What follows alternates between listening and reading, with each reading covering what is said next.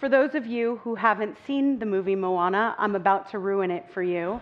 But it came out 10 years ago, so I'm not going to have any guilt about the fact that I'm ruining this movie right now. Moana her father is the leader of a village on an island, and all their needs are taken care of. They have everything that they need. And Moana is being groomed to be the next leader, to succeed her father, to lead this village of people.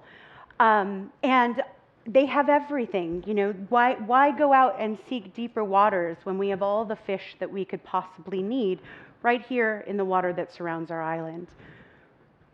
But there is something in Moana that keeps calling her to go to deeper seas. There is something in her that keeps saying, there is something more to know. There is something bigger out there that is yours. And it's literally calling her. And she thinks that there's something wrong with her because she has everything. She's going to lead this entire village, and she's got everything that she could ever possibly want, or that everybody has told her that she could possibly want. And so she tries to quiet it. And she's like, okay, like I can lead this village. I can stand in this truth that everybody else seems to think should be enough for me. It's enough for everybody else. Everybody else has their role, and they can be okay with it. So what's wrong with me? And yet, the ocean keeps calling. And so she lulls herself back for a moment, and then the ocean calls.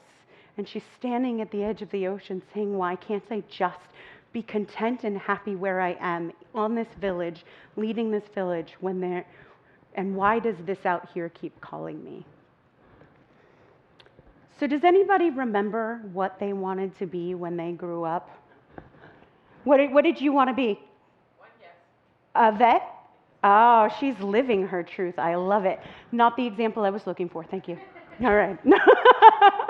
But I love that you knew from the time that you were a small child that this is what you wanted to do and went out and lived it. Love it. Love it, love it, love it. Anybody else? Who else? Marilyn. I wanted to be an airplane pilot, but I couldn't because I was a girl. She wanted to be an airplane pilot, but she couldn't because she was a girl. Yeah. Karen. I wanted to be an astronaut. She wanted to be an astronaut. I love that. I love it. So I wanted to be a singing, dancing, acting doctor lawyer. I kid you not. That was my dream. I was going to do it all. I was unlimited. And I had the utmost belief that I could be a singing, dancing, I was acting, tap dancing doctor lawyer. That's what I wanted to be. And I remember the moment I was about 6 years old when somebody told me in the most lovingly way that they could and with the best of intentions that I really needed to choose one. And that if I was smart, I would choose either doctor or lawyer because being an actor or a singer or a dancer was really a pipe dream. And I remember, luckily I had a lot of grit and a lot of I'll show you in me, enough to sort of not totally let that dream die. But I remember clearly getting the message that I was going to have to choose. And I continued, dabbling in dancing and dabbling in acting and getting good grades and going to school. And I remember the moment that I decided on my own that being a doctor wasn't for me, when I realized I couldn't stand the sight of blood, so probably not the right occupation for me. And I remember graduating high school and not being very well equipped to figure out what my college trajectory was going to be. I didn't have a lot of people in my life to guide me, and I had developed a very harmful habit of not asking for help that had started really, really young. And so I didn't know how to say, I don't know how to fill out college applications. I don't know where my path is going to be. And so that idea of being a lawyer, I got a job at an escrow company, and it turned out I was good at it. And so I decided that I was going to be an escrow officer. And I was great at it. And I know that I was great at it because everybody around me told me I was. Everybody around me, I was winning awards. I was a top producer. I was at the top of my game. I was rising and continuing to rise in this career. And so I knew that I had been successful, but something in me was saying, there is more. There is more. Go find it. Go find it. And then I would look out in the relative facts of my life, and I would hear those words that said, you need to be stable, you need to be secure, you need to provide for your future. And I went on the path, I bought a house. I bought my first house at 23 when I was impressive and I was amazing because everybody else told me I was. And then I got married to an amazing man and had 2 beautiful children, and I did everything in the right order because that's how you're supposed to do all of those things. And I knew that I had done well because everybody told me I had, right? I began to live this life from the outside in, where I was being defined, and then every once in a while, this voice would call out and say, there's something more for you. There is something bigger you are supposed to do. Go find it. And I told myself that, and it felt very scary and it felt very confusing. And so I dabbled. I went to Second City and I went through the entire Second City program, and I became a stand-up comedian for a time, and I was doing comedy and I was dabbling in these areas, but that voice kept telling me that I needed to be stable and I needed to be secure and I needed to provide for my family. I had responsibilities. And so I let the outside world, everything that I saw, said, that's not real. You need to stick with what you're good at and what everybody has told you that you're good at. I grew up in an entertainment family. My grandfather was a very successful character actor for his entire career, and was the first person to tell me that 99% of the people in the entertainment industry don't make it. And I remember hearing that voice inside of me. Something when I heard that said, but 1% of the people do. And then I went back to living my life in the relative world where everything outside of myself seemed more important than that voice inside. And then I told myself when the angst would show up, if I just had a mentor, if I could find a mentor that would put me on my path, that would tell me what this thing inside of me is, because for all intents and purposes, I should have been happy. I had absolutely everything. So why was this voice inside of me telling me that there was something else that I was supposed to be doing? And so I thought, when the right mentor shows up, I will know. And the right mentor did show up. Dr. James showed up into my life. And I began on this path. And I kind of say that I sort of just stumbled and woke up one day and they were calling me Reverend Doctor. But the truth is that I put in a lot of work and I was willing to dig and excavate. And I was doing a really good job at it. And I knew because he told me. Because Dr. James saw something in me and talent in me. And so that meant that I was talented. That meant that this was something that I was supposed to do. And yet, there was still this voice inside of me. This voice that just would not shut up. Saying, there is something big for you out there. Go find it. In the song, Moana says, it feels like it's calling out to me, so come find me. You know, when we're living with clarity, clarity never comes from the outside. Clarity doesn't come from the messages that we're being given from others. That's called insecurity. That's called low self-esteem. When I am using the relative facts of the world, we teach that we live in an infinite universe with unlimited possibilities. And yet we look to the relative facts outside to tell us where our limitations are. You know, at one point they thought the world was flat. There are some who still think that, right?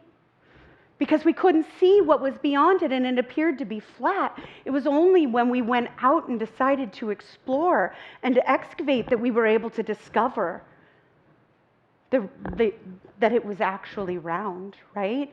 It's only when the telescopes that we were using not that long ago saw black spots in the sky, and then we get a new telescope and we discovered that there was nothing black about that black hole in the sky. I don't know enough about this stuff to speak intelligently, but I feel like the metaphor still stands.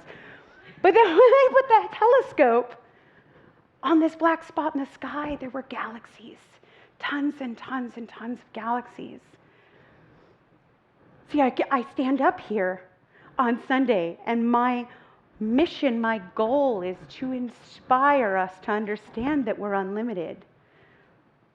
But how can I possibly inspire an entire congregation to understand and believe that they are unlimited when I'm standing at the shore? There was a moment in this month of clarity where I understood that if I wanted to be clear, if I wanted to listen to that voice once for all, I had to start closing my eyes. I had to start listening to that voice. I had to step out where I was scared. And so the title of my talk today is Eyes Wide Shut. If you are using the relative facts of your life, the relative facts of the world to define the possibilities, you are selling yourself short. I'm teaching Breaking the Habit of Being Yourself by Dr. Joe Dispenza, and the class has been absolutely amazing. I'm not sure, I may be the one getting the most out of this class. It has been so inspiring, but Joe Dispenza says, by the time we're 35, 95% of our minds are being used habitually. 95% of our day is spent doing things where our bodies and our brains are connected and making the magic happen, making it look like we're here and we're present and we're awake. And only 5% of our minds are being used for something inspired, for something creative, something making new memories where you feel the electricity and the aliveness of the entire universe. 5%.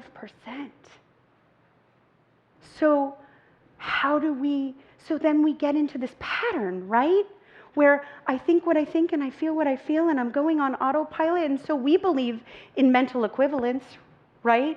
We believe in the law of cause and effect. What I think and what I believe shows up in the world of form. So when I think and I believe that the world is flat, the world shows up to me and presents itself as flat. It's only when I think and I believe, I want to go explore that line. I want to go see that line where the sky meets the sea, that I start to understand that the world is three-dimensional or four-dimensional. Again, not so great with that stuff, so you're going to have to go with the metaphor. It is that longing inside. There is a part in Moana after this calling just keeps coming. It just keeps calling her. And she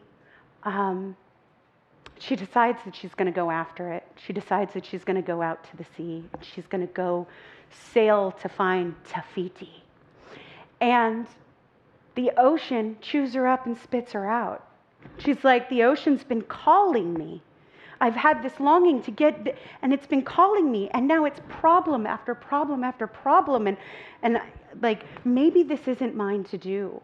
Maybe I'm not strong enough. Maybe she's not God enough to be able to go on this quest that has been calling her. But the quest has been calling her, and so somewhere she musters up the strength. Somewhere, at some point, that voice turns into the conviction. With eyes wide shut, she understands who she is and what is hers to do. And in that place, Moana sings this song.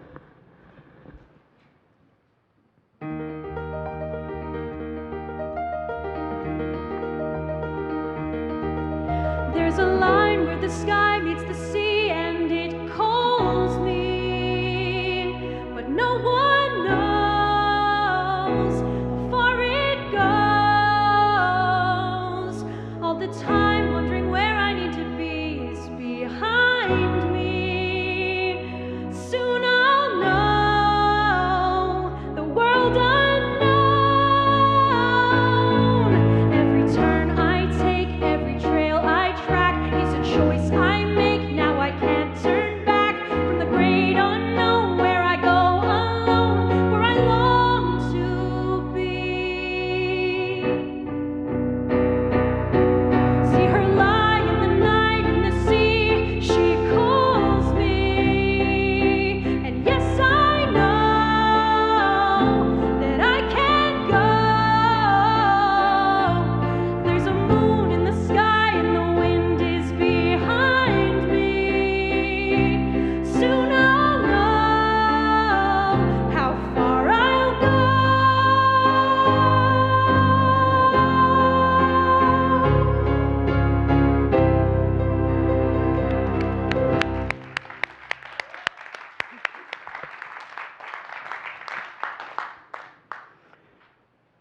When that shift happens from being willing to close our eyes to the relative and really listen to that voice inside, the universe has to respond.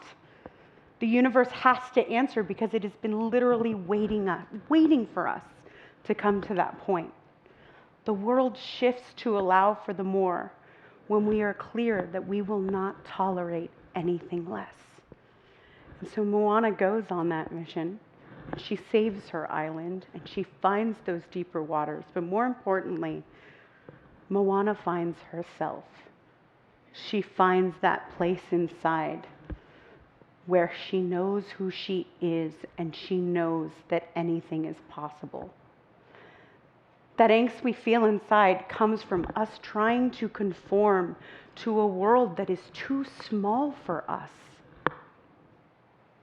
And clarity comes when we dare to live our eyes, when we dare to live our lives with eyes wide shut. Namaste.